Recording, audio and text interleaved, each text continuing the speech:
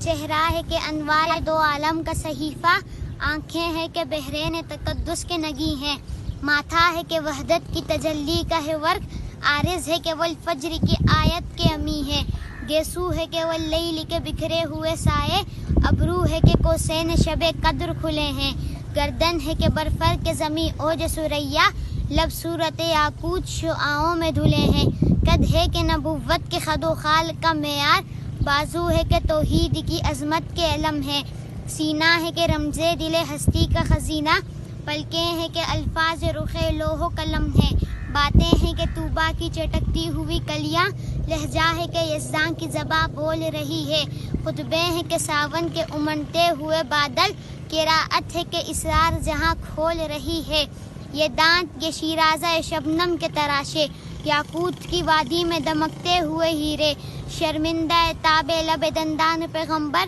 حرف بسنا خوانی و خامہ بسریرے، یہ موج تبسم ہے کہ رنگوں کی دھنک ہے، یہ عکس متانت ہے کہ ٹہرا ہوا موسم، یہ شکر کے سجدے ہیں کہ آیات کی تنزیل، یہ آنکھ میں آنسو ہے کہ الہام کی رمجھم، کہنے کو تو ملبوس بشر اوڑھ کے آیا، لیکن تیرے احکام فلک پر بھی چلے ہیں، انگلی کا اشارہ تھا کہ تقدیر کی ضربت، مہتاب کے ٹکڑے تیرے قدموں میں گرے ہیں، کہنے کو تو فاقوں پر گزری تیری راتیں، اسلام مگر اب بھی نمک خوار ہے تیرا، تو نے ہی سکھائی ہے تمیز من و یزداں، انسان کی گردن پہ صدا بار ہے تیرا، کہنے کو تیرا فقر تیرے فخر کا باعث، لیکن تو سخاوت کے سمندر کا کنارہ، کہنے کو تیرے سر پہ ہے دستار یتیمی، لیکن تو زمانے کے یتیموں کا سہارا۔